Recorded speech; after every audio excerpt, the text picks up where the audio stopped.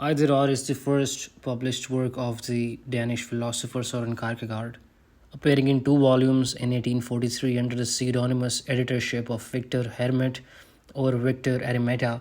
It outlines a theory of human existence marked by the distinction between an essentially hedonistic, aesthetic mode of life and the ethical life, which is predicated upon commitment.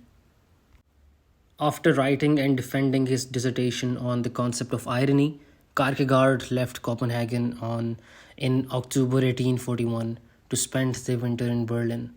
The main purpose of this was to attend the lectures by the German philosopher Friedrich Wilhelm Joseph Schelling, who was an eminent figure at the time. The lectures turned out to be a disappointment for many in Schelling's audience, including Mikhail Bakunin and Friedrich Engels, and our Kierkegaard himself described it as unbearable nonsense. During his stay, Kierkegaard worked on the manuscript for Either Or, took daily lessons to perfect his German, and attended operas and plays. He returned to Copenhagen in March 1842 with a draft of the manuscript, which was completed near the end of 1842 and was published in February 1843. This book, Either Or, portrays two life views. Each life view is written and represented by a fictional pseudonymous author, with the prose of the work reflecting and depending on the life view being discussed. For example, the aesthetic life view is written in short essay form with poetic imagery and allusions, discussing aesthetic topics such as music, seduction, drama, and beauty. The ethical life view is written as two long letters with a more argumentative and restrained prose, discussing moral responsibility, critical reflection, and marriage. The views of the book are not neatly summarized but are expressed as lived experiences embodied by the pseudonymous authors. The aesthetic is the personal, subjective realm of existence, where an individual lives and extracts pleasure from life only for their own sake. In this realm, one has the possibility of the highest as well as the lowest. The ethical, on the other hand, is the civic realm of existence, where one's value and identity are judged and at times are superseded by the objective world. In simple terms, one can choose either to remain oblivious to all that goes on in the world or to become involved. The ethical realm starts with a conscious effort to choose one's life, with a choice to choose. Either way, however, an individual can go too far in these realms and lose sight of their true self, and only faith can rescue the individual from these two opposing realms. Either Or concludes with a brief sermon hinting at the nature of the religious sphere of existence, which Kierkegaard spent most of his publishing career expounding upon. Ultimately, Kierkegaard's challenge is for the reader to, quote, discover a second face hidden behind the one you see, in themselves first and then in others. Either Or is edited by the Kierkegaardian pseudonym Victor Eremita. In the preface, Eremita describes the unexpected good fortune that, in a most curious manner, put me in possession of the papers that go up to make the book. Eremita character describes how, by chance, he was walking along the street and spotted a writing desk in a second-hand shop. He grows stronger and stronger in his desire for the desk, even though it is quite expensive. Eventually, he just purchases the desk and has it set up in his apartment. Then, during, quote, the summer of 1836, my duties allowed me to make a little journey to the country for a week. He wakes up and the coachman is outside to take him off on his journey. He opens the desk to take some money out, but the drawers wouldn't open. He eventually grabs a hatchet and attacks the desk. He doesn't manage to get the drawer out, but he does manage to release a secret door in the desk. Inside, he finds a mass of papers. He collects the papers and takes them on his way. The story is one of pure fluke, a literary device used by Kierkegaard to separate himself from the writings. This is used to give some preliminary information about the authors of the papers in Either Or. Eremita describes how he cannot identify the author of the papers despite close inspection. He labels them A and B, but notes that B is known as William or Wilhelm and is a judge. The aesthetic man, his papers were on a kind of letter vellum in quarto with a rather wide margin. The handwriting was legible, sometimes even a bit meticulous, in one place slovenly, and the content of A's papers were a mixture of longer pieces and written aphorisms, lyrical utterances, and reflections. B's papers consist of letters written to A. His papers were organized and his handwriting was distinct, drawn out, uniform, and even. It seemed to be that of a businessman. Now, an analysis of either or sustains Kierkegaard's claim that the aesthetic way of life is the existence sphere of the ordinary man in his immediacy. The word immediacy itself is a bit of jargon that Kierkegaard picked up from Hegel and the Hegelians. It would be tedious and pointless to pursue the technical meaning of the term in Hegel's system, but it is important to get the general sense of the word as a way into Kierkegaard's mind. It is common to equate immediate experience with direct experience, experience as it is simply given and simply had before the onset of reflection. Sensation and feeling are immediate as opposed to thought. First thoughts are immediate as opposed to second guesses. Life as it is before it doubles back on itself in the mediation of self-consciousness is immediate existence. And if nature be opposed to the reflexive operations of freedom, then a man's immediacy is what he is by nature. Traditionally, the aesthetic has come to mean pertaining to beauty and the fine arts, but in Kierkegaard it retains its etymological sense of aesthesis, sense perception. He defines what he calls the aesthetic as a dimension of existence and as an overall design for living by means of the immediate.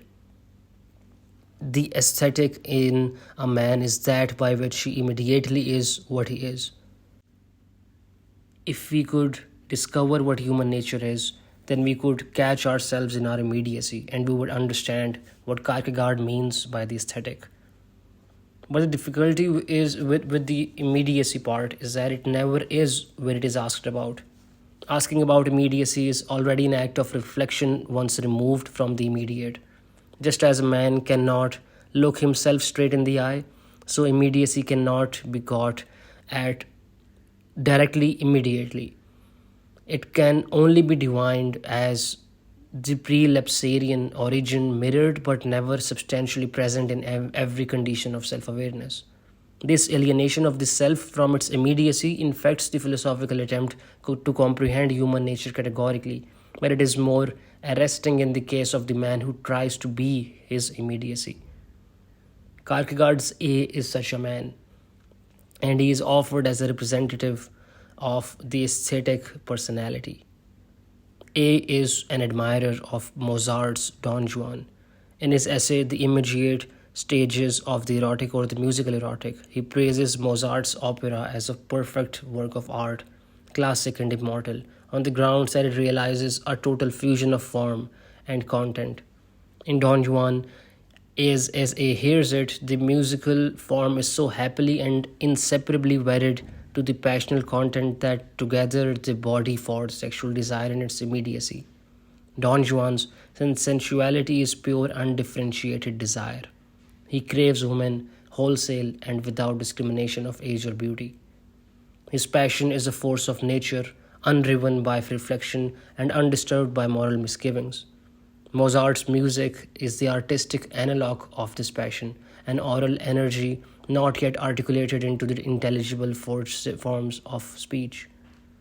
There are words, of course, but their very absurdity, like having slept with 1003 women in Spain, negates their significance as language and hurls them back into the flood tide of sound. In Mozart's opera, A finds immediacy immediately presented, the content of immediacy interfusing and interfused by immediate form. In this exquisite alchemy, art or reflection is nature, the immediate. Yet there is ambiguity in this achievement. Don Juan is after all art. It is to art then that one must go if he wants to find the immediate given in its immediacy. Don Juan could never happen in real life. Pure immediacy cannot be experienced as the content of an actual life. It can only be savored as fantasy. This contradiction is implicitly recognized in A's analysis of Don Juan. He is fascinated by the Don because he is a pure type, and by the opera because it is the pure presentation of a pure type. Mozart's masterpiece is the embodiment of the most abstract idea, sensuality, in the most abstract medium, music. Sensuality is abstraction because, as immediate, it is not yet parceled out into specific preferences for discrete objects, and not yet constrained by moral necessity to accept the discipline of a part within an ordered whole. Sensuality is Sensuality's simplicity here is only the abstract dynamic, the exuberant joy of life. Music is similarly abstract. In the aesthetic, there are two divisions, the sensual and the reflective. The sensual is the basic one as it is most natural. In either or, the character Don Juan from Mozart's opera Don Giovanni is given as an example high in the sensual division. He has a voracious sexual appetite and so far has accumulated 1,003 mistresses. Aesthete A and Johannes, the author of The Seducer's Diary, which is another section in the part 1, are given as examples in the reflective division. High up in the aesthetic, in both divisions, the level of sickness increases until it reaches an extreme, which is the demonic. Don Juan, Aesthete A, and Johannes are unmediated by ethical considerations. For example, Aesthete A observes, a bad conscience can indeed make life interesting. So the value of conscience is to help make life interesting. For Aesthete A, all guilt is false guilt, since conscience has no normative significance. It is to be accounted for simply in terms of psychological and sociological mechanism. The aesthetic does not force a link to either the beautiful or the arts, even if many people in the aesthetic are interested in those things. The dominant category in either or is the interesting, not the beautiful. For example, the analysis of tragedy given by Aesthete A comes down to the central question: how is the dramatic interest to be produced? Johannes seeks to be faithful to the aesthetic and asks the overarching question: has the interesting been preserved at all times? For him, this is the litmus test. The aesthetic life is lived in pursuit of the interesting and the rejection of boredom. As such, it is no simple matter to be an effective aesthete capable of generating interest from mundane subjects. Certain mental acrobatics must be involved. He says, since boredom advances and boredom is the root of all evil, no wonder then that the world goes backwards, that evil spreads. This can be traced back to the very beginning of the world. The gods were bored, therefore they created human beings. Adam was bored because he was alone, therefore Eve was created. Since that moment, boredom entered the world and grew in quantity in exact proportion to the growth of population. Adam was bored alone, then Adam and Eve were bored in family. After that, the population of the world increased and the nations were bored en masse. In crop rotation, the outline of which is our crop rotation is another section in the part 1. The outline of a strategy to ward off boredom is proposed, in which the author prescribes a life infused with change and guided by a method. This method is crop rotation, the rotating of one's aesthetic crops, the wearing of the soil in which amusement and interest may grow. This method is utilized in Diary of the Seducer by Johannes in his relationship with Cordelia. He manipulates, strains, and elongates the affair in order to extract as much interest from it as possible, all in accordance with the strategies defined in crop rotation. There are correct and incorrect ways to rotate crops. Traveling abroad because one's homeland has become familiar to the point of being bored does not solve the issue, and the boredom of country life is not effectively combated by simply moving to the city. This change is extensive, a changing of fields through which one hopes the soil will yield better crops. But changing the soil in an immediate sense will not accomplish much. Reflectively varying one's methods of grain cultivation from this soil will. Through an intensive pursuit of change, Interest can be grown in mundane soil if one is resourceful enough. Limiting oneself to a single field, while restrictive, prompts resourcefulness that can give rise to interest. He says, the more inventive one can be in changing the mode of cultivation, the better. But every particular change comes under the general rule of the relation between remembering and forgetting. The whole of life moves in these two currents, so it is essential to have control over them. If remembering and forgetting are principles by which change can be used to combat boredom, then the interpretation of one's own life and experiences are the key to crop rotation. Remembering the past selectively in a poetic sense means recalling experiences strictly in an interesting light, censuring the past to make it interesting instead of boring. The aesthete turns her life into an entertaining spectacle. Thus, she can now sow seeds in the soil of her experience and forget unpleasantness, which is an obstruction to the generation of interest. This art of forgetting through how one remembers is the standpoint towards reality which is most conducive to the rotation of crops, and thus the preferred mode of living for the reflective aesthete. However, this stance also means that the moment must be enjoyed with the restraint, never pursued to the point of completion. The longer and more drawn out an interesting affair is, the more effectively boredom can be avoided. This is how author A believes one can have a cake and eat it too. This art of remembering through forgetfulness mentally seals the aesthete off from influences of boredom, but only if she can avoid the hindrances of the boring status quo. This means that anything which could distract one from the rotation of crops must be cut out, including friendship, marriage, and vocation. Being trapped in any of these relationships imposes a sense of obligation which is restrictive and therefore boring. However, friendship, marriage, and vocation can be enjoyed as long as they are not pursued to their fullest. For example, an acquaintance you are on good terms with can be useful in generating new possibilities of interest. And while a married couple have climbed so high in the relationship that they have nowhere to go but down, an engaged couple can enjoy a degree of eroticism before it grows stale. Though the relationship should ideally last no longer than 6 months, he says. Just as the moment can be suspended and enjoyed with restraint, a relationship can be drawn out with similar effect. In this sense, relationships have utility and represent potentially fertile soil for the growth of crops. But just as she varies her soil, the aesthete herself must be varied. In order to extract as many possibilities of interest from her experiences as possible, the aesthete must be in control of her mood, able to foresee which mask will benefit her most for any given occasion. Summoning any feeling at will is impossible, but with practice, the aesthete can use modes to manipulate people, situations, and even herself toward desired ends. This will help her to see the accidental in the arbitrary, to derive enjoyment from normally uninteresting situations. In engaging the arbitrary, it is possible to extract satisfying accidental meaning. Going to the same church every week may be arbitrary, but counting the tiles in the stained glass windows can be entertaining and therefore gives the whole experience an accidental value. The aesthete should therefore always be on the lookout for the accidental.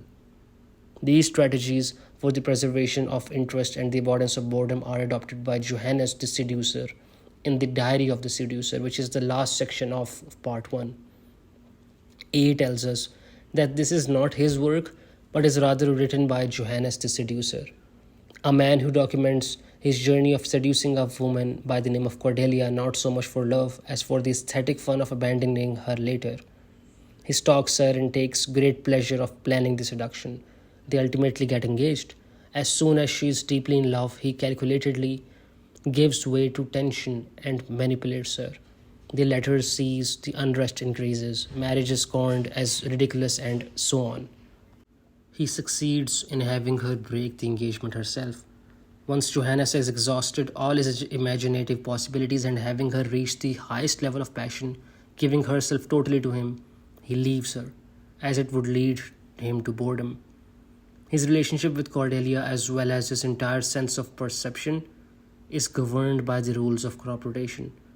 In his April 20th entry, Johannes writes that one has to restrict oneself, That is a main condition of all enjoyment. This restriction he speaks of is the principle of limitation that is necessary for the intensive pursuit of interest, as well as the restraint vital to the art of forgetting through selective remembrance. In the previous April 14th entry, he describes the state of his soul as a ship about to plunge into the ocean. But despite the powers of the waves, he sits above in the crow's nest, observing the tension below as a grand spectacle.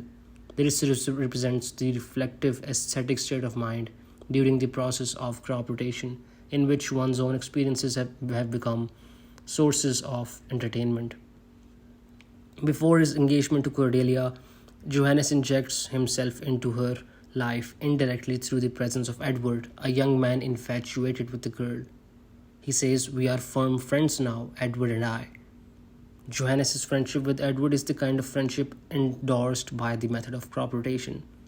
Johannes is befriending Edward strictly because the boy is of use to him in his manipulation of Cordelia, and the depth of the relationship ends there.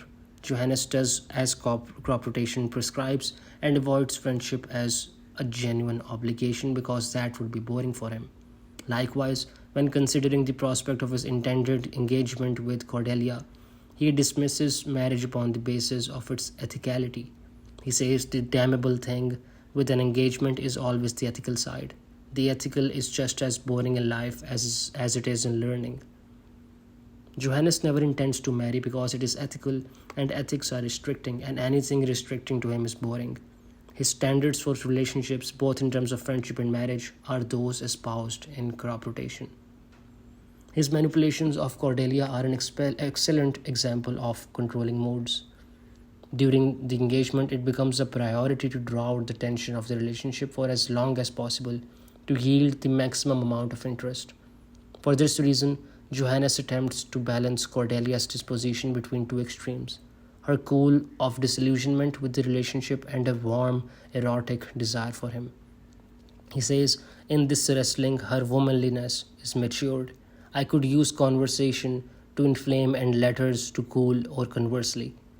The latter alternative is in every way preferable." When he fears that she is drawing too far away, he draws her in with eroticism, and when she is too near, he pushes her away with distant behavior. The aim is to keep Cordelia in suspense until she breaks off the engagement herself, which happens 6 months into the relationship, in accordance with the policy on engagements in crop rotation, all the while engendering in her a sense of her own power over him. In keeping the relationship alive within this field of tension for as long as possible, Johannes generates interest, rotating his crops intensively in a single field. Now, if crop rotation is the proposed method of combating boredom, then Diary of the Seducer is the application of that method. Everything Johannes does is motivated by a pursuit of the interesting. He is so dedicated in his practice of the art of remembering and forgetting that he has lost himself within that mental framework to the degree that the success of his own project leaves him feeling lost and melancholic. At the end, the only thing left to him is to reflect. It is ironic that for all the work and manipulation Johannes does to increase the longevity of interest, he cannot control moods in a way that yields lasting interest. No matter how hard he fights reality for every scrap of amusement, he has no underlying source of happiness or contentment. Since Johannes's life is the life of crop rotation in practice, this result of his project with Cordelia is a demonstration of the aesthetic life's ultimate failure to provide the satisfaction that it promises. In the next part of this video, we'll discuss the ethical life in part 2.